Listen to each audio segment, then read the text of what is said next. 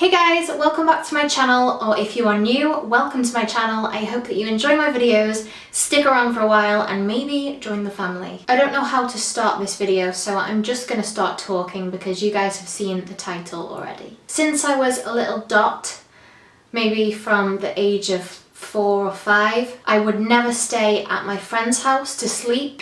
I would always go for sleepovers and end up ringing my parents or having my friends' parents ring my mum and dad to come and pick me up because I didn't feel well in the middle of the night. I would never go on school trips. I wouldn't do things that normal kids would. I used to do things like I'd go to my friend's house, I'd be invited around for a sleepover with like a group of my friends, and I would always have some kind of excuse, meaning that I had to leave and I couldn't actually stay the night. So I'd just like have the fun with my friends and then I'd leave. I was an insanely shy child and I never used to ask the teachers for anything. If I needed to go to the toilet, I always asked my best friend to ask the teacher if I could go. I just never used to ask for anything. If any adults spoke to me, I was so shy, so shy. It was to a point where I wouldn't even speak to people like the teachers to ask for a human need. If I needed to go for a wee, I wouldn't ask. There was actually a time where I asked my best friend to ask the teacher if I could go to the toilet, and she didn't, and she wanted me to. She was trying to encourage me to ask myself. And I actually stood there and I remember taking my workbook to the teacher and everyone was in like a queue, and I took my workbook up and had her mark it, and as she was marking it, I was shaking and I just weed myself. You get the idea. It was always things like that. Cue high school. To this day, I put the majority of the blame for my anxiety on my PE teacher. I had 2 PE teachers, but one of them was just an absolute nightmare of a person. She definitely was one of those who would abuse her power. The teachers were pretty lazy and they would make us, if they couldn't be bothered doing a lesson or they couldn't be bothered, I don't know, if they were just in a bad mood maybe, they used to make us run 2 laps of the school field. The school field was huge and we used to have to complete it in under 20 minutes. And the general time was 16 minutes. I wasn't the fastest at all by any means. So I'd always get around 17, 18 minutes. So I was sort of in the middle of the year. They always used to make us do this double lap on our first PE lesson back after a school break or a holiday or something. And so one day it was our first day back and our first PE lesson, so we all knew we were going to be doing the double lap. On this particular day I wasn't feeling really well, and I remember I was gagging while I was running the double lap, and I was trying to take my time a bit more and I just really didn't feel well, and I'm pretty sure it was the first lesson of the day, and we had 5 lessons in a day. It was either the first or second lesson, and I ended up having my time of the double lap was 20 minutes 20 seconds. That figure will haunt me forever. Basically I came at the back of the group with maybe 5 or 6 other girls, and the teachers said to us that because we got over 20 minutes for our run time, that we would have to do the double lap again at lunchtime that day in front of the rest of the school. So I called my dad and he came and picked me up, and I never did PE ever again. Bear in mind that was in year 8, which is the second year of high school, so I think I was 13. Is that right? I'm sure I was about 12 or 13. So after my dad came and picked me up, I didn't go to school for, I think it was about 3 weeks or a month. And when I went back to school, I was so terrified of all the teachers. I just never liked school, and my mum and dad always used to say, but school, is supposed to be the best days of your life. They were the absolute crummiest, worst days of my life. So I went back to school after a month, and they had a library in my school, and I didn't go to any lessons for maybe another month, but I would stay in the library on my own generally, unless there was a lesson in there, but I always used to hide away in the bookshelves and go on the computer, and I would have teachers send me work when I was in the library. I didn't like the feeling of being trapped. I think that's what it was ultimately, and the fact that I wouldn't be able to go for a wee if I wanted to, or things like that. And maybe I got that from reception because that is when I peed myself because I wouldn't ask my teacher to go to the toilet. I had one head of year that was lovely, and she was really trying to encourage me to go back to lessons and start socialising with my friends again and people. And I remember I'd go to things like art and textiles. I think I went to science a few times, but it was pretty much my choice what I wanted to go to and what I didn't. And then they were really trying to push me to get back in, maybe after 2 months, get back into lessons properly, because obviously I wasn't there in lessons. Even though I was getting the worksheets, I wasn't benefiting from being taught the knowledge. So they really tried to push me, and they gave me this thing called a pass out card, and I could say, can I go for a week? And if they said no, I'd be like, I got the golden ticket, and that meant they had to let me go. I must have been freaking out and having what I didn't know then was a panic attack in a German lesson, I remember. And my German teacher was so nice, I really liked him, but I remember I asked to go to the toilet and he said no, and I showed him my card and he said no. So I stopped going to lessons. Basically, I spent my school life in the library. When we had exams like GCSEs, A-levels, I never went in the big hall with, I think there were 210 people in my year. I never went in that hall. I always went in a private room with my own invigilator and did all my exams that way. So that was my school life. I actually stayed on at that school for sixth form for another 2 years. And I did that because my best friend, who went to another school, actually came to my school and was in my sixth form, and I had quite a few lessons with her and I got to pick the lessons. So I felt better, and it was almost like a fresh start for me, I think, in my head. And that's why I was able to start going to the lessons, and because I got to choose what I did, I think that helped. And it was even stupid things like the fact that I got to wear my own clothes, so I could wear like a big baggy hoodie and joggers and no one could say shit. This was great for a while. I got into a relationship and it was all cool, fine for maybe a year. It became very unhealthy, and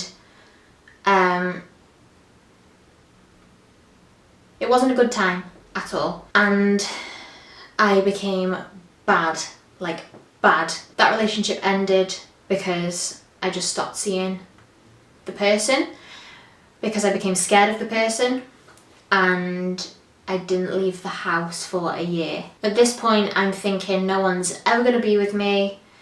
I'm never going to be able to have a job because of my anxiety, and I can't commit to something because I probably let someone down if I have a panic attack and all this stuff. So I didn't leave the house for a year. All my family lives really close to each other, and I would set off to walk. I walked to my nana's all the time, like all the time. I basically lived there when I was a child as well, because I played with my nana's next door neighbours. So I would go to walk to my nana's, which wasn't far. It was maybe like a 7-minute walk to be precise. And I would get halfway and I'd stop, and I just like, I don't even know how to explain it. I'd just basically get this overwhelming feeling of I can't do this. And I don't know what it was, but I turned around, and this happened daily, like daily, when I tried to do this or tried to do certain things like walk to the corner shop and get some chocolate or anything. So that was an extremely horrible year, the worst year of my life. That was 2013, so that was 4 years ago. I actually forgot something hugely important. So while I was in year 8, my dad actually would think that I was going to lessons after I'd, you know, sort of signed off from PE. He'd think that I was going to lessons sometimes. And really, as soon as he would drop me off, I'd go straight to the toilets and just wait in the toilets all day. And I remember being so cold. And sometimes I'd hide in the toilets and the teachers would come in and like catch girls, or they'd like wait for a bit to see if I was going to come out, but they obviously didn't know who was in there. And I got away with it. So I used to spend a lot of time in the toilets in school. When I decided to tell my dad that I wasn't going to lessons, I was telling him that the reason was because I was having stomachache, like strong stomachache every day. And so we took me to the hospital, and basically they did loads of diet checks with me. So they took me off dairy, they took me off other things, but we tried loads of diets like that. And I've actually got a diary at my mum's house. I'm obviously in my house, but I've got a diary at my mum's house, and I've written in that about some of the like sessions that I was having with this doctor at the hospital.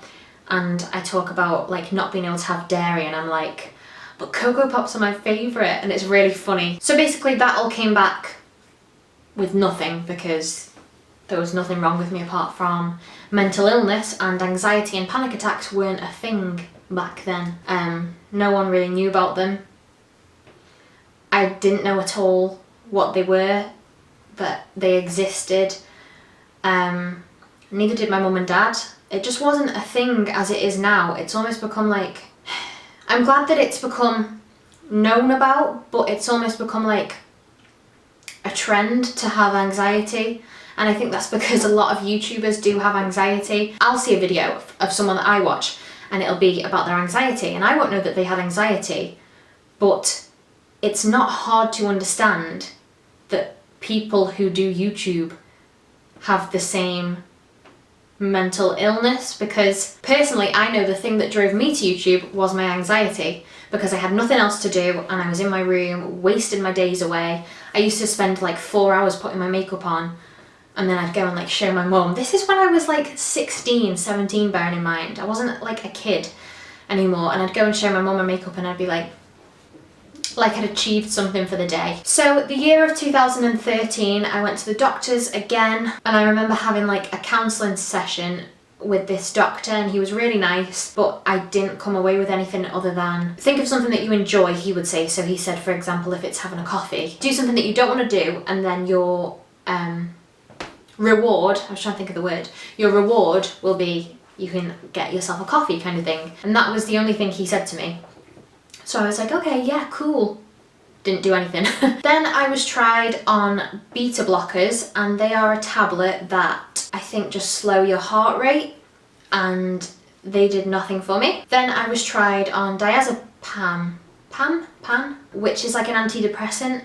But the one thing with me through all of this is I never felt depressed. Like I never thought I had depression, and I was never like, I never had harmful thoughts. So the diazepam didn't work, and I started having cognitive behavioural therapy. Basically that is where they try and like re-teach your brain, because your brain's obviously, if you've got anxiety, it's obviously stuck in like a horrible pattern and way of thinking. So I had about, I want to say 6 sessions of that, and I was too panicky to go anywhere to like any surgery or doctors. So I remember the staff member came to my house to do the sessions. So many people said it worked for them, and that's amazing.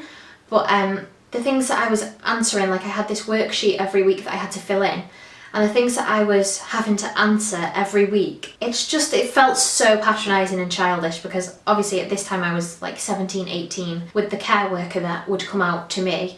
I used to have to like fill in a graph with, and it was going to be, because we had weekly sessions, the graph, like I had to write in the graph what I was going to do in like the week's gap until I saw her again. Basically she'd say, I'd put like, I'll go for a coffee, and she'd say to me, so are you going to do that? And I'd say, yep. And then the week after she'd say, so did you do that? And I'd say, no. So it was like, I wasn't taught any tools to deal with my anxiety, which, coming to now, I will tell you in a second, apparently there's a lot of tools that do help with your anxiety from CBT, and I will get to that in a second. So I stopped the sessions, and they said, we'd like you to carry on with them, so we will put you on the online course. So I did about 10 sessions on the online course, and it was the same questions, the same graphs, the same charts that I had to fill in. I had to watch interviews with people who felt different anxious ways, and then I had to answer like problem cases about them, and it just felt so pointless. I wasn't getting anywhere, I wasn't getting any better, and yeah, that's it. Slowly my parents started to get me to do things again, and we'd go for like pub lunches at places that were within walking distance to our house, because I lived with my parents until this year. So we used to do things like that. And the other thing that I started to do was, me and Kaylee would make it, Friday night would be our girls' night, and we always used to go to this one bar where I live, and we'd just stay in that one bar all night, but we'd be there from like 9:30 to 2 in the morning, and we'd have such good fun, like really, really good fun. And we'd get really dressed up and stuff. But that, for some reason, was the only place that I felt comfortable going to, like, on a regular basis. And I almost used to base my life off those Friday nights with Kale and look forward to them all week. This is where I met Mike, and he was working behind the bar. Me and Mike started talking, seeing each other more, and pretty early, like we're talking like the second time I saw him outside of the bar. I think we like chatted for ages in his car after he dropped me off one night. And then the next time I saw him, I think he came around for like a cup of tea, which was a huge deal for me. And I remember telling him straight away, I was like, I'm a weirdo, I can't do much, I'm dull, like I have the worst anxiety and panic attacks, I freak out all the time. I know that I have irrational fears, but I can't control them. And it obviously didn't scare him away, because 2 years later, over 2 years later, here we are. I was really, really lucky to find him, and he's so good with me, so good with me. I don't want this video to be so long and boring for you guys, but basically I am on another medication now, and it's called fluoxetine. It definitely has helped me to do things. I don't really know much about medication, but the tablet that I'm on balances the chemicals in your brain. To me, I always associate the doctors now with my anxiety and panic attacks, which makes it almost impossible for me to go to the doctors. So I had a phone call with my doctor and I actually went and saw him, and I had to stand right by his door with the door open, holding onto it like this, and I told him that I couldn't come into the room because I was too panicky, and he was great. He actually stood up and came and talked to me at the door, and then I was like, yeah, right, see you, bye, and like ran out his door. This was really recently, and I want to encourage you guys to get help if you need it. I know I needed it, and then I felt like I got a bit better, but I know that I need it again. So I walked my ass back to the doctors. I had a meeting with like care people, and I explained everything, which I haven't done before. I've always been quite tight-lipped about it. I had this meeting with them, and they said that what would be most suitable for me would be a HIT course of CBT. So I said to them, listen, I did CBT before, I didn't learn anything, it didn't help me at all, it just made me feel like patronised and sad. Because people had built CBT up to me so much, and it'll change your life and all this, when it didn't work I was like, I am way too far gone, no one's ever going to be able to help me. So that is totally not true. And the women asked me what I'd done in the sessions the first time around, and I explained, and they were absolutely shocked, and they said, so you've never learned any breathing exercises or done any techniques? I said no, and they said, well, that is the tools that you need to know, that you need to learn in order to be able to deal with your anxiety as you go through life, because it'll never go away, but it's just learning to deal with it. So I've been on the waiting list for 4 months. It takes a long time, so if you're thinking of getting help, do it now, because you'll be on the waiting list for a while to see someone. But I do have a therapy session in the next couple of weeks, so that begins. Let's hope it works. The last thing that I want to touch on is, a lot of you guys have asked me for like tips, tricks or help. What always helps me, just a few like minor things, what always helps me is I always take boiled sweets with me wherever I go. Even chewing gum, but I prefer to have boiled sweets that I can suck on. And it's just like something distracting me, helps me so much. A big thing for me is travel, big thing for me is travel, so going anywhere in the car, I could be travelling an hour, I could be travelling a minute in the car.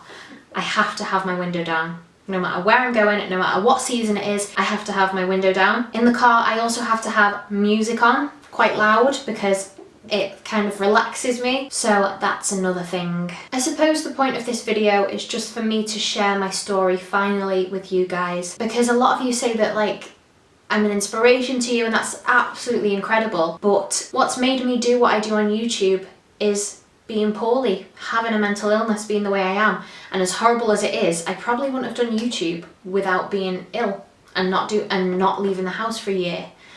So yeah, I suppose every cloud has a silver lining. It's a seriously horrible thing, and I wouldn't wish it on my worst enemy at all. I'm really glad that anxiety is being talked about more, but no one can understand unless they've had it, and It is the most debilitating mental illness. That being said, I do strongly encourage you to try, and that's all you can do, because that's all I'm trying to do. I'm trying to try and it's hard. There's been times that I've been so panicky that I've been sick. I've made myself sick, like from stress.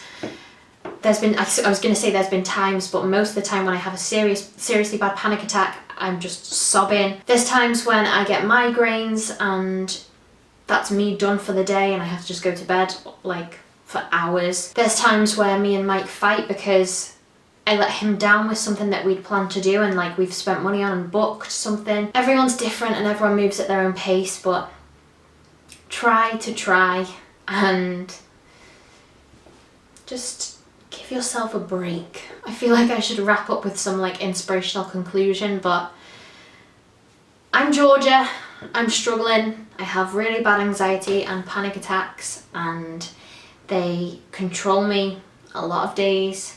And some days I kick their butt. And when I do that, I feel awesome. And I feel so proud of myself. But then when I come to do something the next time, I forget how good I felt after doing what I wanted to do. And I feel the same horrendous feelings all over again. Give yourself a break. Try and help yourself to get better if you can. And you're not the only one.